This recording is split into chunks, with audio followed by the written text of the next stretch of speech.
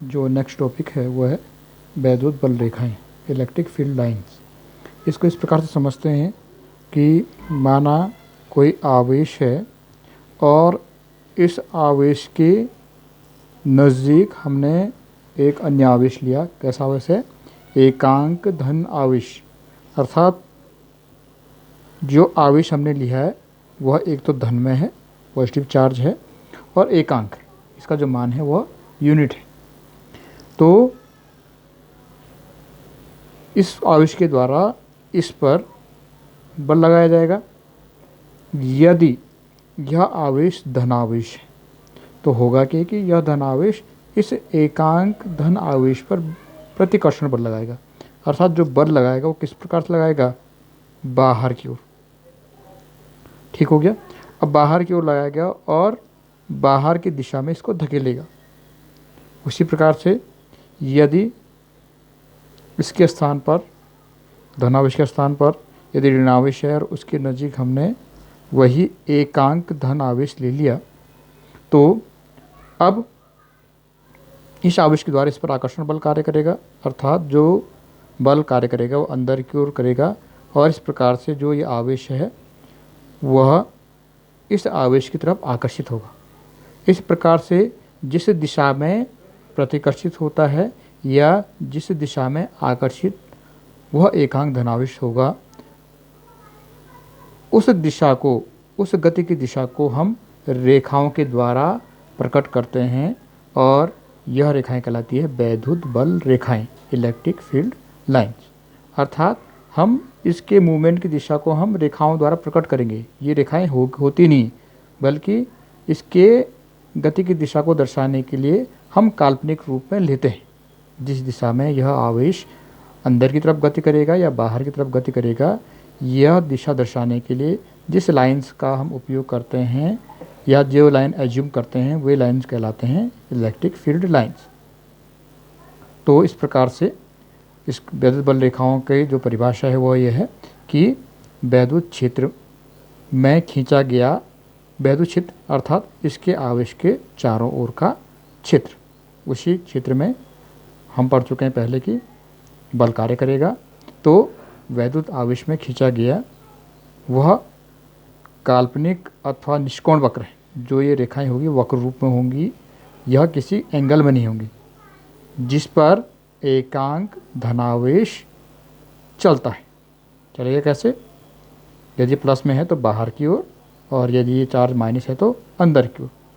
इस लाइंस को इस प्रकार से भी कह सकते हैं कि माना यदि पॉजिटिव चार्ज है तो पॉजिटिव चार्ज के नज़दीक यदि हम कोई एकांक धनावेश ले जाएंगे तो इस पर जो बल लगेगा वो कहाँ लगेगा? बाहर की ओर। एकांक धनावेश पर बाहर की ओर बल लगेगा। और यदि नेगेटिव चार्ज है तो नेगेटिव चार्ज के नज़दीक यदि हम एकांक धन आवेश ले जाएं तो इस पर जो बल कार्य करेगा वह अंदर की ओर करेगा। इस प्रकार से धन आवेश में बल रेखाओं की दिशा बाहर की ओर और ऋण आवेश में बल रेखाओं की दिशा अंदर की ओर होती। ठीक हो गया। और यदि हमारे पास दो प्रकार के आवेश हैं, एक धनावेश है और एक क्या है? ऋणावेश है। तो अब यहाँ पर जो धनावेश है वह ऋणावेश को अपनी ओर आकर्षित करेगा या ऋणावेश है वो धनावेश की ओर अपनी ओर आकर्षित करेगा। अर्थात इनके मध्य आकर्षण बल रहेगा। तो जो बल की जो ये दिशा है वह या बल रेखाओं की जो स्थिति है वह इस प्रकार से होगी। अर्थात जैसे हमने ऊपर से पढ़ा कि बल रेखाएं धन से बाहर की ओर और ऋण आवेश में अंदर की ओर रहती हैं। तो इस प्रकार से यहाँ पर बल रेखाओं की दिशा यहाँ से धन से बाहर की ओर और ऋण आवेश में अंदर की ओर। अर्थात बल रेखाओं के यहाँ पर गुण भी हम प्रकट होते हैं कि देखो जो बल रेखाएं हैं वह प्लस से स्टार्ट होती हैं और माइनस में इसका अंत हो जाता है। अर्थात धन आवेश से चलकर ऋण आवेश में समाप्त हो जाती है। ठीक हो गया। ये बल रेखाओं के पहला गुण है। दूसरा कि अब यहाँ पर माना कोई चार्ज है, इस आवेश के नज़दीक कोई अन्य परीक्षण आवेश, बात आती है यहाँ पर कोई चार्ज लिए हम ले लिया हमने, माना एकांक आवेश, उसी एकांक आवेश की बात करते हैं। माना एकांक आवेश है और धनावेश है, तो इस पर जो बल लगेगा वह बाहर की ओर लगेगा। तो जो ये एकांक आवेश है, धनावेश है, वह इसी दिशा में आगे की ओर मूवमेंट करेगा, आगे की ओर, बाहर की ओर। ठीक हो गया। और यदि यहाँ पर कोई एकांक आवेश है, तो एकांक धनावेश है, तो ऋणावेश के द्वारा इस पर आकर्षण बल लगेगा। तो जब ये जो आवेश है वह इस जिस प्रकार से बल रेखाओं की दिशा है उसी दिशा में अंदर की ओर आकर्षित होगा। अब बात आती है कि जो आवेश का मूवमेंट होगा वह बल रेखाओं की स्थिति के अनुसार होगा, इस प्रकार से, जिस प्रकार से आपको दर्शाया गया। तो ये तो हो गया आवेश के गति की दिशा। माना क्या नाम ये पॉजिटिव चार्ज और नेगेटिव चार्ज के मान बराबर नहीं, ठीक है। क्या आप क्या नाम या हम इसको दूसरे शब्दों में कह सकते हैं कि यदि जो परीक्षण आवेश है, परीक्षण आवेश की गति तो इस प्रकार से है, लेकिन जो बल की दिशा होगी वो बल की दिशा कैसी होगी, वह इस प्रकार से वक्रानुसार नहीं होगी, बल्कि क्या होगी, इस पर यदि हम इस बिंदु पर यदि हम स्पर्श रेखा खींचेंगे इस प्रकार से, तो यह इस एकांक आवेश पर लगने वाले बल की दिशा को दर्शाएगी। उसी प्रकार से यहाँ पर भी जो बल की दिशा होगी वह कहाँ होगी, अंदर की ओर होगी।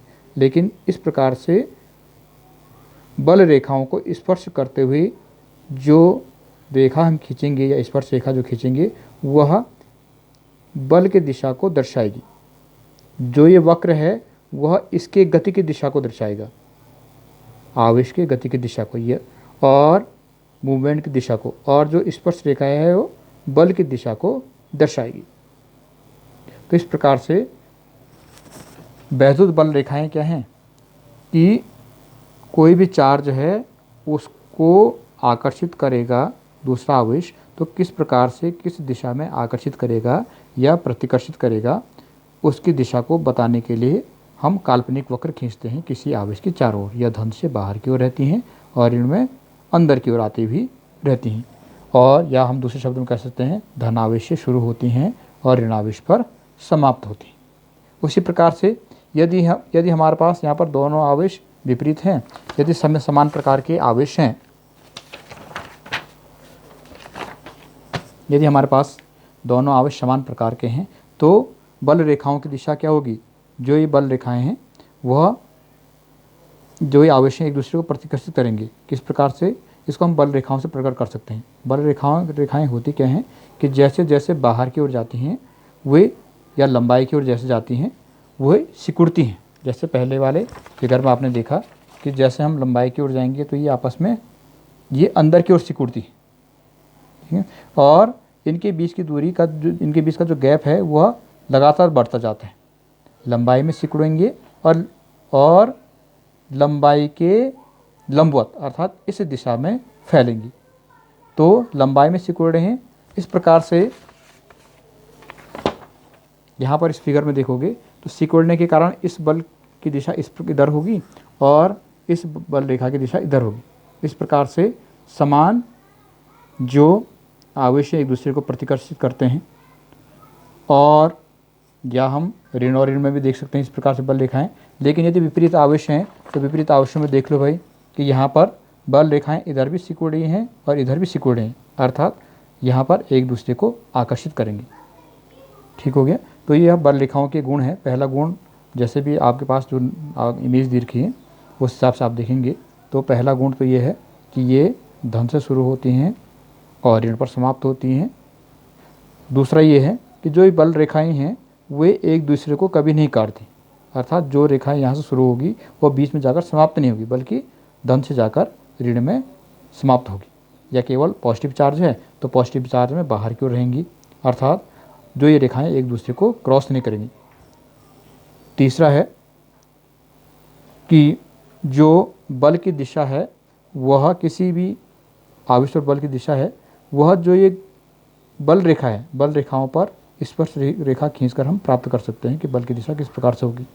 नेक्स्ट है कि लंबाई में ये सिकुड़ती हैं, इस प्रकार से जो विपरीत आवेशों में आकर्षण होता है और इस प्रकार से इनके बीच का गैप जो है लंबाई के लंबवत गैप बढ़ता जाता है, इसलिए जो समान आवेशों में जो होता है, क्योंकि गैप बढ़ रहा है इसलिए दोनों में प्रतिकर्षण बल होता है।